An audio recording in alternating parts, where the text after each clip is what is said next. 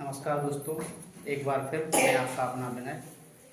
आज आपका इंतज़ार ख़त्म करते हुए आज आपकी प्रश्नावली तैयार है, जो आपको high court, Allahabad high court vacancies निकली है उसके लिए, सी टेट के लिए, यूपी टेट के लिए, सुपर टेट के लिए, साथ ही साथ राजस्थान टेट के लिए और सबसे ज़्यादा इम्पोर्टेंट है टेट के लिए, पीईटी एग्ज़ाम के लिए, जो आपको इन प्रश्नों में सहायक होंगे कि आपको एग्जाम में इस तरीके के प्रश्न आएंगे।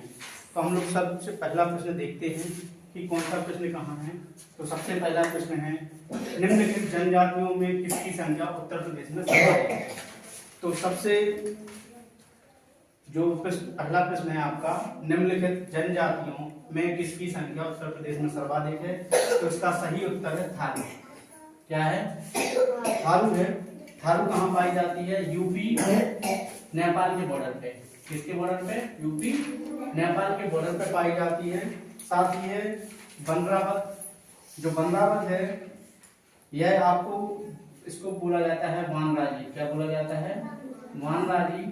यह कहाँ पाई जाती है? उत्तराखंड में। कहाँ पाई जाती है? उत्तराखंड में पाई जाती है। फिर है सहरिया, जो कि बुंदेलखंड के क्षेत्र में पाई जाती है।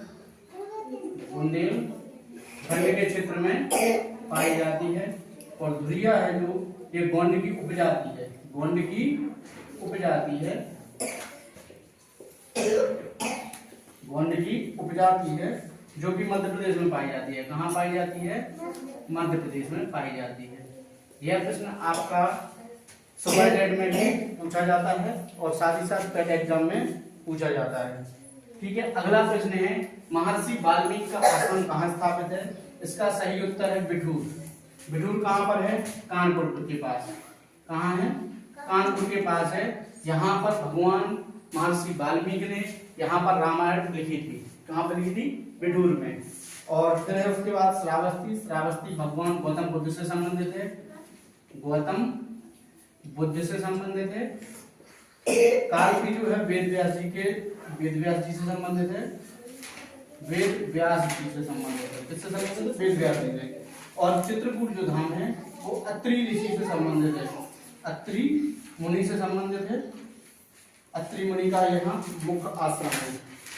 फिर अगला प्रश्न है, बनी ठनी किस शैली से संबंधित है। तो बनी ठनी जो है ये किशनगढ़ शैली से संबंधित है।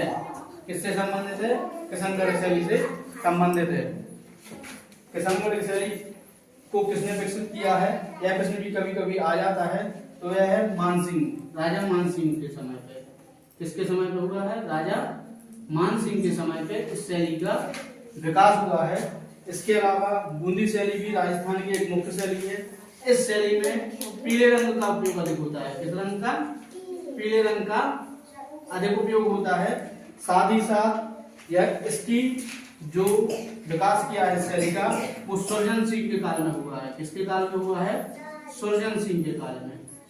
सुरजन सिंह के काल में इस शैली का विकास हुआ है।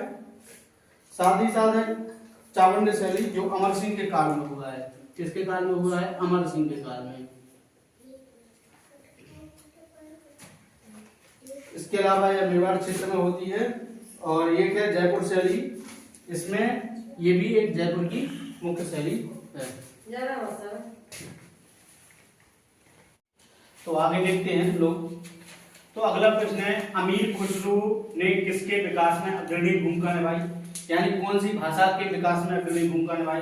तो वह है खड़ी बोली के विकास में। अब अमीर खुसरो के बारे में आता है कि सबसे ज्यादा सल्तनत काल में किसके सल्तनत काल में यह रहे। तो अमीर खुसरो बलबन से लेके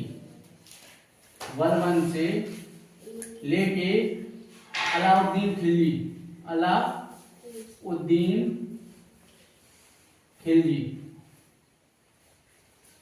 के समय के शासकों के शासन काल में ये रहे। फिर अगला प्रश्न है, किस देश की सरकारी रिपोर्ट को येलो बुक कहा जाता है।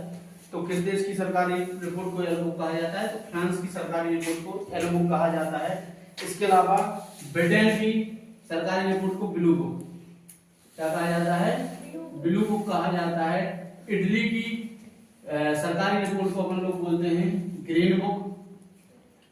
और रूस की इसको बोलते हैं ऑरेंज बुक।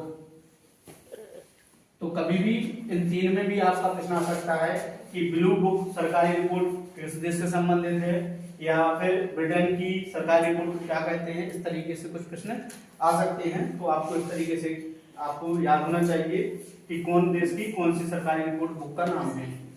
फिर इसके अलावा अगला है कारागम धार्मिक लोक नृत्य किससे संबंधित है, तो तमिलनाडु राज्य से संबंधित है यह कारागम लोक नृत्य। यहाँ यह जो कारागम धार्मिक लोक नृत्य होता है वह वर्षा की देवी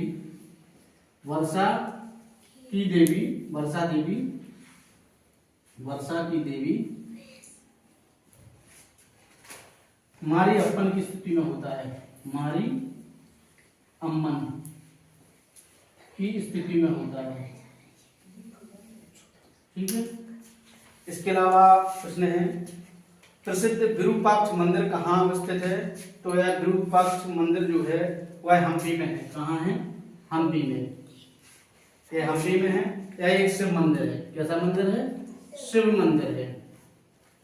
इसके अलावा आपको और भी हम बता दे रहे हैं जो भद्राचलम मंदिर है यह भगवान राम से संबंधित है, भगवान राम जी से संबंधित है, राम से संबंधित है और यह तेलंगाना में है। कहाँ है? तेलंगाना में, तेलंगाना राज्य में है। इसके अलावा चिदम्बरम मंदिर है जहाँ पे नटराज मूर्ति है। कहाँ पे है? ये नटराज मूर्ति है यहाँ पे। और इसके अलावा 7वीं सदी का ये जो मंदिर है हम्पी का जो विरूपाक्ष मंदिर है। और इसके अलावा है कालीहस्ती मंदिर, यह आंध्र प्रदेश में है। कहाँ पर है? आंध्र प्रदेश में, आंध्र प्रदेश में है। और यह मंदिर जो है यह पूरे देश में एकमात्र वायु देवता के मंदिर से भी संबंधित है, वायु देवता के मंदिर से संबंधित है। तो इससे आपके यह प्रश्नावली 7 प्रश्न हो गए हैं। इसके आगे के प्रश्न जानने के लिए आप हमारे अगले पार्ट को देखिए। धन्यवाद।